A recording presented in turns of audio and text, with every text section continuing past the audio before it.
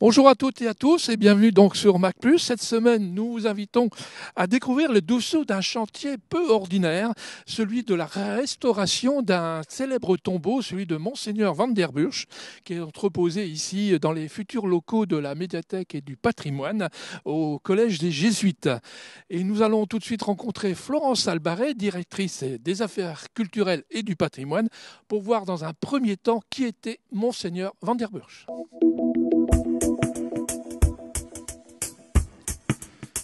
Florence, bonjour. Bonjour Jean-François. Alors, on est ici, juste devant nous, la statue, le gisant de Monseigneur Van der Burch. Mais première question, qui était Monseigneur Van der Burch ?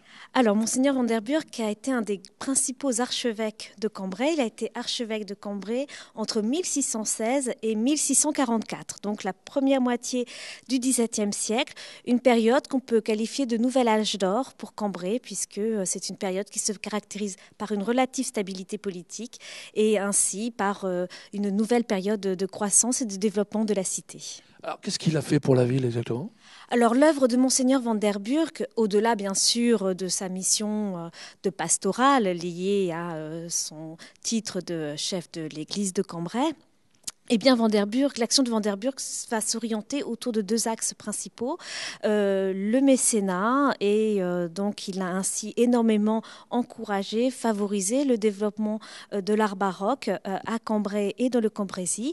Et puis, une autre part très importante de l'action de Monseigneur Van der Burch, eh bien, c'est l'humanisme et le philanthropisme, puisque François Van der Burch a encouragé, voire créer de nombreuses institutions consacrées à l'éducation, à l'instruction et à la charité des plus démunis. Une des plus célèbres de ces fondations, c'est la Maison Sainte-Agnès, qui portera par la suite le nom de Fondation Van der Burch, qu'il a créée en 1627 et qui était consacrée à l'éducation des jeunes filles pauvres de Cambrai et du Cambrésis. Alors, on a décidé donc de restaurer ce tombeau. Alors, il a une multiple pièces là tout autour de nous. Où il était d'abord le tombeau ? Alors à l'origine, le tombeau de Monseigneur Van der Burch se trouvait à Mons, puisque l'archevêque va y décéder en 1644, et son tombeau sera érigé dans la chapelle des Jésuites de Mons. Il avait été commandé au sculpteur Louis Ledoux, et il ne viendra à Cambrai qu'en 1779, car la chapelle des Jésuites de Mons étant menacée de destruction, eh bien, décision est prise de ramener le tombeau à Cambrai.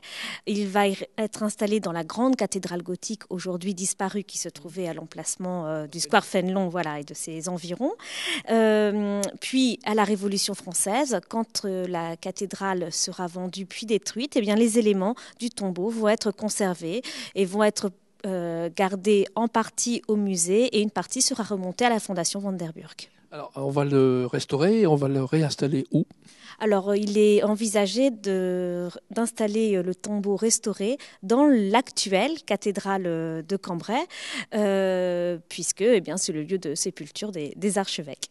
Merci Florence pour toutes ces précieuses indications, mais on va tout de suite aller voir avec quels moyens on va pouvoir restaurer ce tombeau qui est énorme. On y verra certainement des dessins d'ici sur les images qui vont suivre, mais on va tout de suite aller voir Jean-Pierre Aucret, président des Amis du musée, pour parler avec lui des moyens qui sont mis en œuvre pour la restauration de ce tombeau magistral, j'allais dire, important.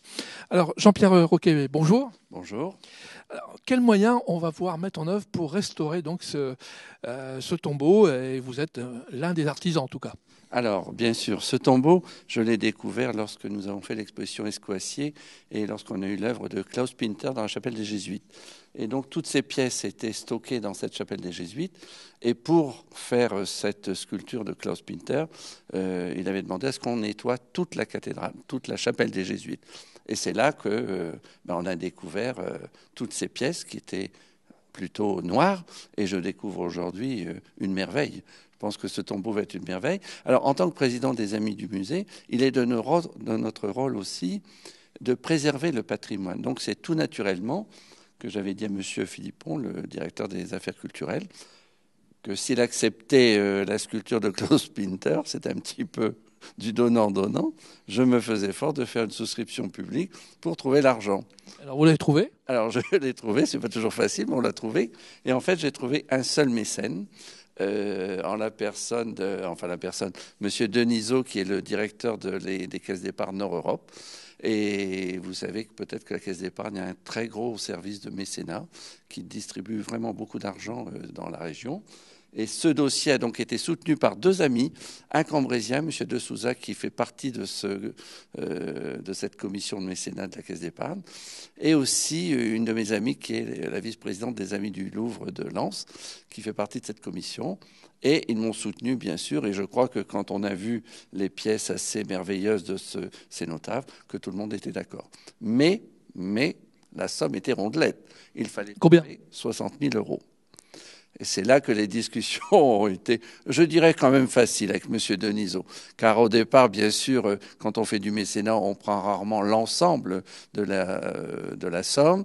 Par contre, dans nos discussions, il était évident qu'un projet aussi merveilleux qui concernait le patrimoine, et c'est quand même assez exceptionnel de la part de la Caisse d'épargne de faire du mécénat pour le patrimoine. Après moult discussions, M. Denisot m'a téléphoné un jour pour me dire « nous prenons tout ». Ah, bravo. Alors maintenant, quel délai à peu près on va pouvoir retrouver le tombeau mis en place, restauré? Je crois qu'aujourd'hui, il y a eu pas mal de temps passé sur les dossiers. La restauration est bien avancée. Vous voyez, aujourd'hui, c'est merveille parce que je découvre comme vous à quel point c'est magnifique. Je pense que fin de l'année, ça devrait être mis et qu'on fera une grande fête autour de ce tombeau, parce que Monseigneur Van der Burg, j'ai beaucoup d'estime pour lui, grand archevêque, mais grand humaniste, comme vous l'a dit notre ami Florence. Eh bien, très bien. Merci Jean-Pierre pour toutes ces explications et surtout bravo donc pour ce financement. Mais avant de retrouver celui qui travaille sur ce chantier, qui est important de restauration, eh bien, on va retrouver tout de suite Marine sur le plateau de Mac+, pour parler cette fois-ci du carnaval. Et oui, c'est tout un programme et évidemment des bêtises. Bonjour à tous, nous allons maintenant parler du carnaval de la bêtise qui se déroule le 29 mars prochain à Cambrai. Alors pour nous en parler, Éric Legros qui est membre de l'association du carnaval de la bêtise. Bonjour. Bonjour. Alors c'est la 5e édition cette année, est-ce que vous pouvez nous présenter cet événement ? Oui, alors comme vous l'avez dit, cette 5e édition a lieu traditionnellement maintenant le dernier week-end de mars. Et nous organisons donc un carnaval qui comprend un défilé et un bal populaire. Alors combien de participants au total ? Alors sont attendus cette année pour la 5e édition à peu près 180 participants, c'est-à-dire des carnavaleux qui viennent avec des géants, nous en attendons une quinzaine, ainsi que des groupes musicaux et puis des ensembles de majorettes ou d'orchestres municipaux. Donc vous déambulez dans les rues de Cambrai. Alors quel est le parcours de ce carnaval ? Alors nous déambulons dans les rues de Cambrai en partant cette année du parking de la gare. Le rassemblement est prévu à 16h pour un départ qui passera comme d'habitude à l'hôtel de ville. Mais cette année nous avons souhaité allier le défilé avec le bal populaire. Donc le parcours se terminera au marché couvert. Et donc vous innovez cette année, notamment par cette dernière étape au marché couvert, puisque vous accueillez maintenant des enfants et les familles. Voilà, nous avons bien compris que le carnaval s'adresse à tous, aux petits comme aux grands, toute personne de toute condition sociale. Et effectivement, il y aura un accueil dans le hall du marché couvert dès 18h, avec des jeux pour enfants, des barbapapa. C'est ensuite que nous procéderons proprement dit au bal carnavalesque avec un orchestre, les camarades, qui mettront une ambiance de carnaval pour tous. Et alors, autre nouveauté également cette année, c'est l'opération du carnaval dans un quartier bien précis de la ville. Alors, est-ce que vous pouvez nous expliquer plus précisément ? Voilà, nous avons souhaité innover en associant les quartiers de Cambrai, les différents quartiers de Cambrai. Donc, nous lançons une opération pour la première fois qui s'intitule « Mon quartier au carnaval ». Ça consiste en fait à aller dans un quartier dès le matin, de 10h à 14h, de créer une animation dans ce quartier et d'inviter ensuite l'ensemble des habitants qui veulent bien venir déguisés et maquillés à venir nous rejoindre donc cette année à la gare. Donc pour cette année, nous avons pensé travailler en étroite collaboration avec l'ensemble des acteurs du quartier Martin-Martine, puisque pour le carnaval, on s'est dit qu'il y avait déjà un géant, le fils de Martin et Martine, qui s'appelle Cambin, et donc il sera là vêtu de nouveaux vêtements.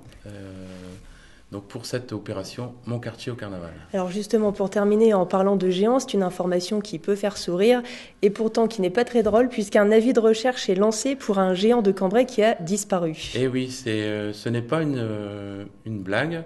Nous avons constaté, le nouveau président Sébastien Piot et moi-même, la disparition de notre géant, du géant de l'association, Barnabétis de Cambrai. Alors nous avons décidé de lancer un avis de recherche afin que toute personne susceptible d'avoir des informations fiables, de nous aider à le retrouver, parce qu'on souhaite qu'il puisse participer avec nous également cette année. Voilà. Très bien, et bien merci beaucoup. Et puis si quelqu'un a des informations de Barnabé, vous pouvez contacter directement l'association du Carnaval de la Bêtise. Merci à vous et on rappelle donc que le Carnaval de la Bêtise a lieu le 29 mars prochain. Et tout de suite, nous retrouvons Jean-François qui se trouve sur le chantier de restauration du tombeau de Vanderbuch. Alors Jean Olivier, bonjour. Vous êtes donc restaurateur de sculpture et vous êtes en charge donc de la restauration du tombeau de Vanderbuch. En quoi consiste en fait une restauration et votre métier? Plus précisément, j'ai en charge la restauration du tombeau de Monseigneur Vanderbuch, c'est vrai, mais aussi son étude. Et son étude parce que ce tombeau a eu un certain nombre de vicissitudes pendant son existence, a été démonté, remonté, puis retransformé. Et pour aboutir dans les collections du musée, avec pour objectif de le remonter, donc très éventuellement, dans la cathédrale. Et donc une restauration ne peut s'entreprendre sans avoir étudié préalablement l'ensemble. Voilà, donc la restauration. Maintenant, après ce préambule, la restauration elle-même consiste essentiellement du nettoyage. Nettoyage dû à la poussière des ans et donc aux encrassements successifs, les déménagements, etc.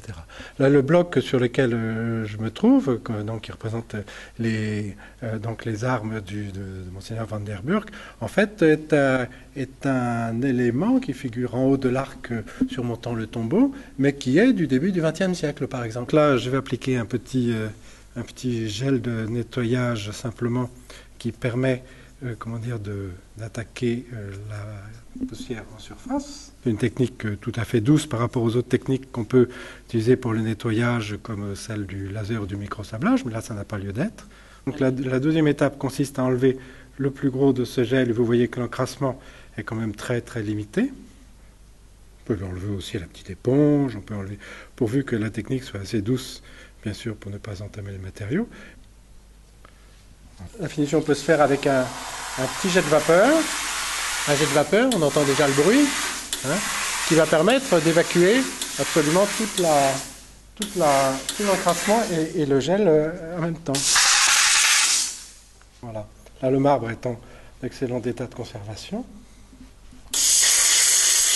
Le jet de vapeur permet d'aller dans les fonds. Donc de faire... Et là, donc c'est un des marbres les plus récents, puisque c'est un marbre qui date du début du XXe siècle. Et on voit que son nettoyage est vraiment très facile, très aisé, ce qui n'a pas été le cas pour les marbres plus anciens, pour les marbres du XVIIe, qui sont beaucoup plus abîmés. Pour ce Flash Info, on commence par un retour à nos chères études avec un concours de dictée pour adultes organisé par Cambrésis Hainaut Québec le samedi 22 mars à 9h au lycée Fénelon. Inscription gratuite et un voyage Paris-Montréal à gagner. À suivre, une série de portes ouvertes, à commencer par l'École supérieure d'art, de 9h à 18h le samedi 22 mars, rue du Pan à Cambrai. Toujours le samedi 22 mars, la cité scolaire Paul Duhé, Louise de Bétigny, avec le lycée, et visite des plateaux techniques et rencontres avec les enseignants. Le lycée professionnel Louise de Bétigny et ses bacs pro, et l'Institut de formation des aides soignantes. Et enfin, le collège et ses options. Rendez-vous boulevard Paul Bezin de 9h à 12h et de 14h à 16h. Enfin, Saint-Luc n'est pas en reste avec Portes ouvertes à Notre-Dame, La Sagesse, Jeanne d'Arc et le lycée agricole Sainte-Croix, le samedi 22 mars toujours, de 9h à 13h. Pour leur 35e anniversaire, la chorale Tempo donne un concert le dimanche 23 mars à 15h au théâtre de Cambrai. Une bonne action maintenant avec le Rotary Club Cambrai-Fénelon. Offrez-vous des fleurs au profit des papillons blancs et du handicap le dimanche 23 mars, place Aristide Briand à Cambrai de 9h à 18h. L'association Cambrai Amitié vous informe qu'elle tiendra son assemblée générale le mardi 25 mars au marché couvert à 10h30. Au programme, outre les délibérations, sensibilisation sur le tri des déchets ménagers et du compostage et la mise en place de formations pour le nouveau site de l'association et l'iPad 2. Et pour terminer, avant de parler sport, du théâtre à Cambrai avec une pièce d'août où 4 personnages sont pris dans la tourmente d'une rumeur, le mercredi 26 mars à 20h. Sport donc pour conclure avec du basket et un match très important pour Cambrai Basket en vue du maintien en National 3. Cambrai reçoit donc Dourges, salle Léo Lagrange à 20h demain, samedi 22 mars. Comme annoncé la semaine dernière, Mac+ vous propose de retrouver le futsal avec les interviews du président, de l'entraîneur et du gardien de l'équipe cambraisienne. Bonjour, vous êtes le président de Cambrai Futsal. Alors parlez-nous de votre club déjà, où il en est et combien d'adhérents ? Bonjour Jean-François, donc Cambrai Futsal c'est un club de futsal. Nous sommes créés depuis mars 2010 maintenant. Donc ça fait 4 ans qu'on monte successivement, tous les ans. À peu près 25 licenciés et une dizaine de dirigeants.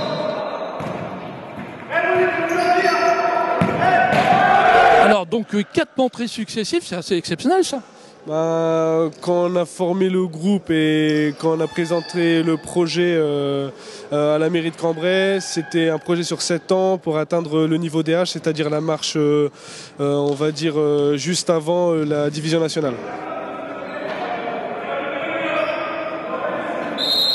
Alors il y a combien de divisions en fait et à quel niveau vous évoluez aujourd'hui, si on peut faire un rapport par rapport au football quoi. Donc on joue en PH, c'est le premier niveau régional, en sachant qu'il y en a 3 avant d'accéder au niveau national.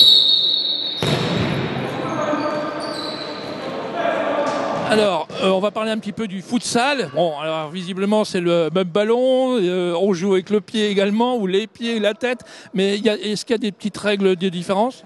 Oui, ça n'a rien à voir avec le foot d'herbe, c'est 2 disciplines différentes. Donc ce qui est pareil, c'est que ça joue au pied. Mais c'est temps arrêté, il faut savoir que c'est un sport de salle donc assez propre, comme le basketball ou d'autres disciplines comme le volley. Pas de contact et c'est joue très rapide et on n'utilise pas et c'est pas les mêmes stratégies. Ouais, beaucoup de conditions physiques très cardiaques. Exactement. Alors aujourd'hui c'est un match important pour vous et pourquoi ? C'est un match important parce qu'il reste 6 matchs de championnat et c'est 6 finales. On n'a pas le droit de perdre en espérant un faux pas du premier et du deuxième qui sont Denain et Douai pour espérer monter, ce qui est l'objectif du club. C'est l'objectif de la saison ou du club cette année ? Oui, clairement, nous c'est comme Marseille, toutes les saisons on joue pour monter. Ah bien. Eh bien, c'est ce qu'en tout cas on vous souhaite. Mac+ vous souhaite en tout cas de monter encore cette année. Abdelatif, vous êtes l'entraîneur de Cambrai Futsal, donc cette équipe qui joue ce soir contre Anzin. Quelles sont les forces de l'équipe ? Les forces de l'équipe, d'abord, c'est une bonne défense. On a une très bonne défense, aussi une très bonne attaque. On a un bon gardien. Bon, on est assez complet à ce niveau-là, c'est pas mal. Maintenant, nous, on essaie de s'améliorer à chaque fois. Ce soir, on va essayer de gagner le match, d'habitude. L'objectif, nous, c'est la montée, donc on doit absolument gagner ce soir. Anzin, eux, ils sont obligés de gagner aussi pour se maintenir. Donc ça va être un gros match. Donc ce soir, on va essayer de bien défendre avant tout et essayer de marquer un maximum de buts pour rattraper au niveau du goal average. On a un goal average assez déficitaire. On ne marque pas beaucoup de buts. Donc aujourd'hui, on doit essayer d'améliorer ça pour rattraper les premiers. Juste pour... ça se fait peut-être pas avant un match, mais un pronostic. Un pronostic ? Allez, 9-1 pour Cambrai. Ah, c'est des scores flops. Ah, j'espère. Après, ça va être difficile, mais bon, on est toujours ambitieux. Donc j'espère qu'on va gagner avec beaucoup de buts ce soir. D'accord, merci Abdelatif. Alors Benjamin, vous êtes gardien de Cambrai Futsal. Alors comment s'est passée cette première mi-temps ? Bon, écoutez, ça a été un peu dur quand même. Au début, un peu dur, mais bon, grâce à l'équipe, on a fait ce qu'il faut. Maintenant, c'est pas fini, donc on va essayer de jouer la deuxième mi-temps sans prendre de but. Alors vous avez fait quand même, j'ai vu quelques beaux arrêts. C'est difficile au niveau du futsal par rapport au football, disons en herbe. Ouais, disons que c'est pas la même technique, c'est pas encore pareil. Les réflexes, ils sont pas du tout pareils. Mais bon, je fais ce que j'ai à faire et puis tous les semaines c'est comme ça et puis on essaye de faire un grand match le maximum tous les semaines pour voir ce que ça donne. Mais bon, écoutez, victoire de Cambrai Futsal contre Anzin, 8-5. Un très bon match, très belle combativité, un bon esprit d'équipe. Et on remercie les supporters d'être venus nombreux pour nous supporter. Et on espère qu'ils reviendront encore par la suite. Voilà, merci. Je vais rajouter qu'on est très fiers de l'équipe. Après une belle victoire à Denain qui nous fait recroire au titre maintenant, ça va être difficile, mais il nous reste 6 matchs et 6 finales. Et donc ça sera une bonne victoire et de bon augure pour la suite. Petite dédicace à Salah Ziani qui est à l'hôpital. On lui souhaite un bon rétablissement au nom de tous les joueurs, tous les dirigeants et tout le club et tous les supporters. Voilà, pour toi Salah, bon rétablissement. On se retrouve pour parler un autre événement qui a lieu ce week-end à Cambrai, c'est le Salon des métiers d'art qui est organisé par le club Soroptimiste de Cambrai. Donc vous en êtes la présidente, Madame Lefebvre. Oui. Alors bonjour, est-ce que vous pouvez nous présenter en quelques mots ce Salon des métiers d'art qui a lieu ce week-end ? Oui, bonjour. Le Salon des métiers d'art va vivre sa 17e édition puisque il est né il y a quelques années. Et donc, d'année en année, nous essayons d'améliorer et surtout de diversifier les artisans qui sont présents sur le salon. Alors, combien d'exposants justement cette année ? Alors, cette année, un peu plus que d'habitude, nous aurons 45 artisans. Et donc, est-ce que ce sont essentiellement des artisans de la région ou qui viennent même d'ailleurs ? Nous avons des artisans de la région, du Nord-Pas-de-Calais évidemment, et de Belgique également, mais là de plus en plus nous en avons de toute la France. Alors quel domaine d'activité est représenté parmi ces artisans ? Des domaines d'activité très variés. C'est justement notre souci au niveau de ce salon. Nous essayons de diversifier au maximum et de trouver des professions, des activités qu'on n'a pas l'habitude de voir ou d'entendre parler dans la région. Donc, par exemple, nous aurons une dame qui fait des réparations de poupées anciennes, d'ours, de baigneurs anciens et qui installe son atelier sur le salon, qui travaille à la demande. Bon, ça, c'est assez nouveau. Et nous aurons également une girouettière, une dame qui fabrique, qui est girouettière de son métier et qui fabrique des girouettes pareilles à la demande. Et donc, ça, ce n'est pas très courant non plus.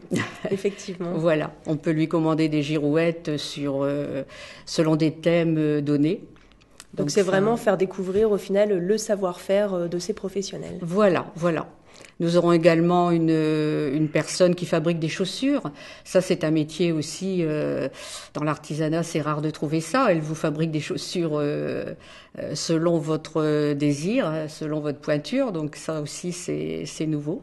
Et donc une autre nouveauté également, c'est le fait de récompenser certains artisans au bout du week-end. Oui, alors au cours de l'inauguration, ça c'est courant, chaque année nous le faisons, nous attribuons une subvention à un ou deux artisans qui viennent de commencer leur activité. Donc c'est un encouragement à l'artisanat, un encouragement pour leur démarrage d'activité. Et on les choisit suivant des critères, de qualité au niveau de leur travail et aussi une condition, c'est qu'ils viennent de s'installer ou sur le point de s'installer. Et avec aussi cette année une récompense attribuée par, entre guillemets, le vote du public. Exactement, oui. Les visiteurs seront invités à voter pour une œuvre parmi celles exposées par les artisans. Donc ils seront invités à voter selon leur goût, selon la qualité, etc. Et cet artisan, à la fin du salon, sera mis en valeur et certainement récompensé par le classeur optimiste. Voilà. Et alors pour conclure, où se passe justement ce salon des métiers d'art ? À la salle de la manutention, voilà, une salle qui se prête très bien à ce genre de salon, puisque avec ses colonnes et sa salle voûtée, les artisans n'ont pas souvent l'occasion d'exposer dans des salles comme celle-là, et c'est un atout au niveau de la ville. Très bien, et bien merci beaucoup. En tout cas, donc on se donne rendez-vous samedi et dimanche pour ce salon des métiers d'art. Prochain rendez-vous de Mac+ dans une semaine. Bon week-end.